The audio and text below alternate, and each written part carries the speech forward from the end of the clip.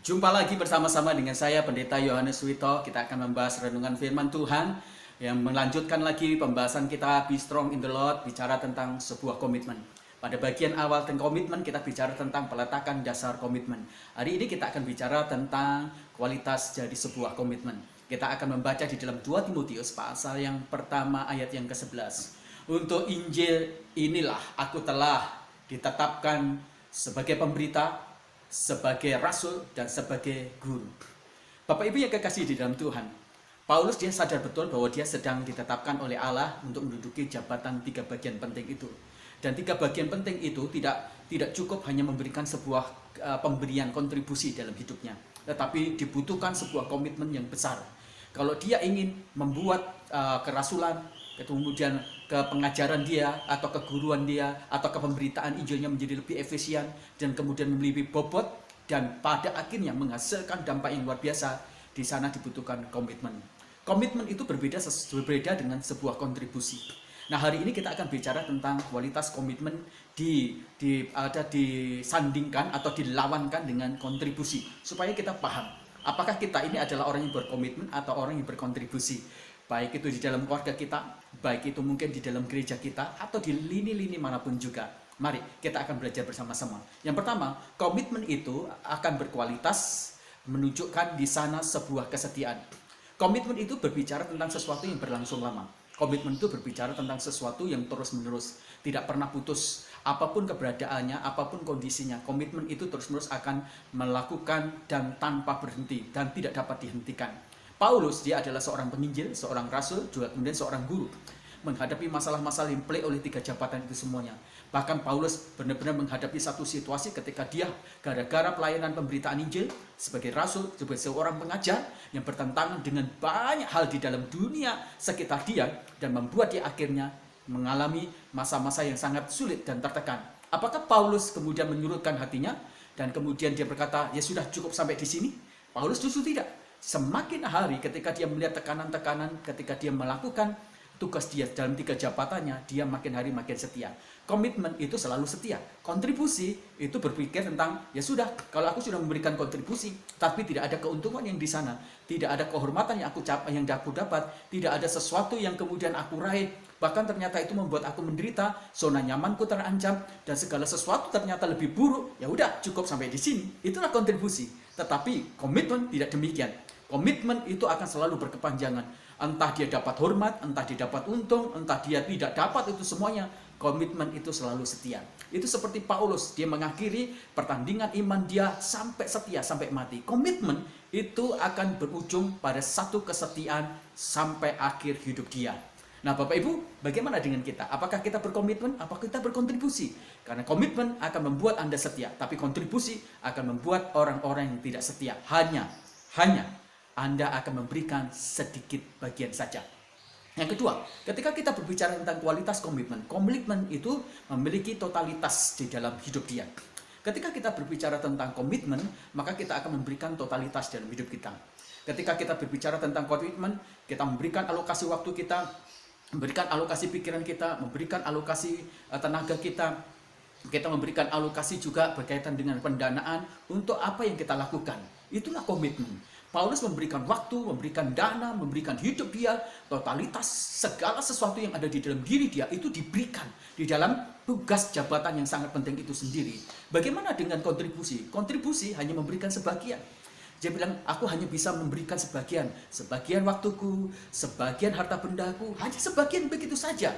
Nah, biasanya orang-orang yang berkontribusi adalah orang-orang yang banyak memberikan suara-suara kritikan.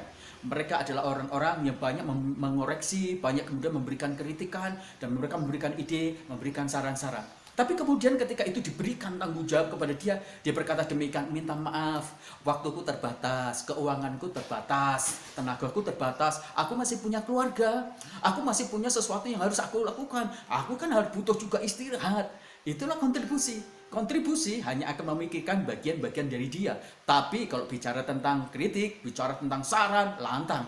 Tapi kalau dituntut tanggung jawab, dituntut untuk kemudian dia menangani itu semuanya, maka dia akan berkata, minta maaf, saya tidak bisa lakukan itu semuanya. Karena saya masih punya banyak hal yang harus saya pikirkan. Itulah kontribusi. Komitmen tidak demikian. Komitmen ketika dia betul-betul memberikan sebuah kehidupan dia, waktu, alokasi apapun juga, pendanaan dia berikan itu semuanya. Ada satu cerita yang sangat unik ketika ada satu pembicaraan antara ayam dengan babi.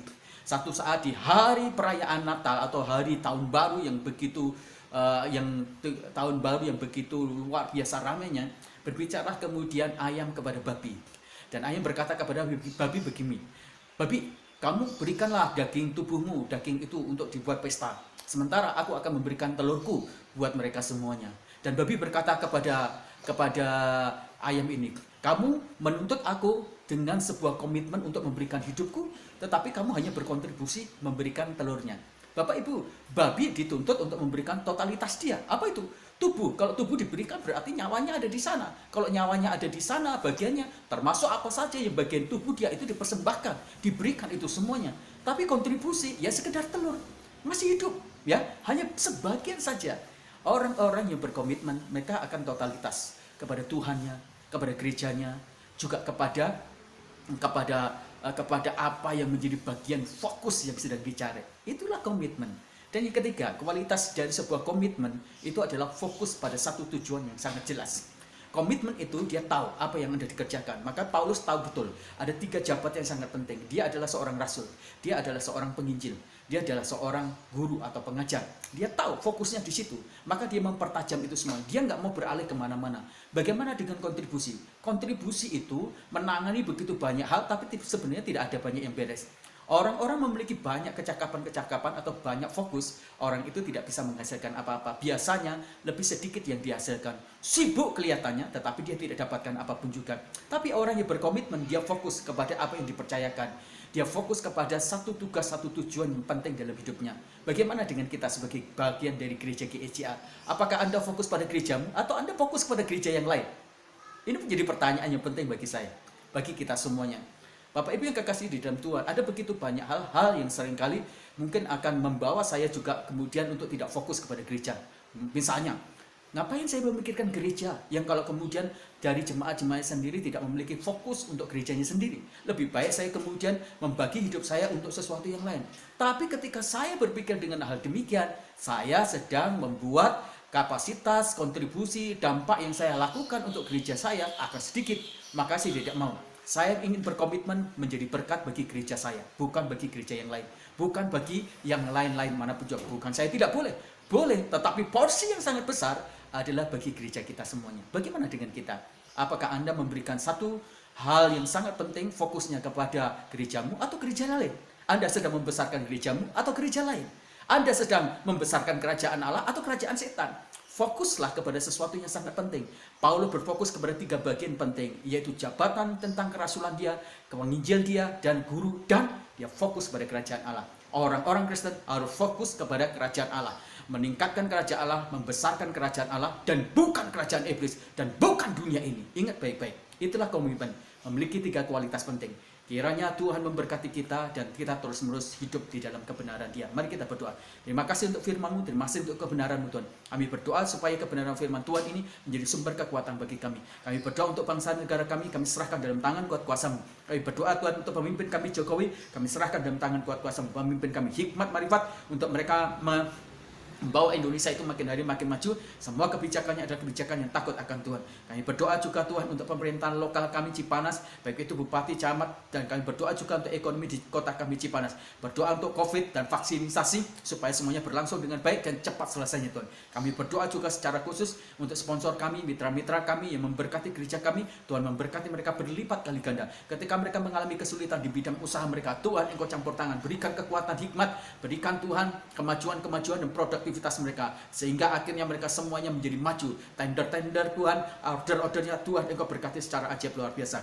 Kami berdoa untuk jemaat-jemaat kami dalam bidang usaha mereka, mereka yang memiliki pabrik, Tuhan Engkau bangkitkan. Kalau hari-hari mereka semakin sepertinya susah, Tuhan kami tahu kesusahan untuk sementara waktu itu menolong mereka semuanya untuk ditumbuhkan di dalam sifat karakter, kesabaran, dan doa dan iman mereka, sehingga mereka semuanya akan menjadi kuat dan mereka menjadi makin hari makin bisa menikmati pertolongan Tuhan. Berkati jemaat kami yang mulai usaha, Tuhan Engkau memberkati. Jemaat kami yang memiliki pergumulan di sakit penyakit, Engkau jamah, Engkau berkati. Apalagi Engkau jamah, mungkin Pastor Rinto juga yang sedang mengalami sakit, Engkau jamah. Keluarga-keluarga kami sedang sakit apapun juga, Engkau jamah, Engkau berkati dalam nama Tuhan Yesus. Terima kasih. Kami berdoa Tuhan untuk besan dari Rina yang sementara ini sedang sakit. Dalam nama Tuhan Yesus Kristus aku memberkati, aku berdoa secara khusus Tuhan Engkau menjamah.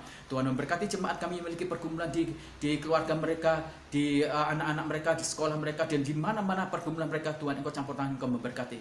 Kami berdoa Tuhan untuk perkembangan rohani jemaat kami, karakter jemaat kami, kasih karunia dari Kristus menyertai mereka. Terima kasih Tuhan. Kami mengucap syukur dalam nama Tuhan Yesus Kristus kami berdoa. Haleluya. Amin. Tuhan Yesus memberkati kita semuanya. Jikalau ada pokok-pokok doa, Anda semuanya bisa menuliskan di chat channel YouTube kita semuanya. Dan ketika Anda ingin memberkati untuk pekerjaan Tuhan di gereja kita, Bapak Ibu bisa kemudian juga menuliskan di chat channel YouTube kita semuanya. Tuhan memberkati kita. Amin.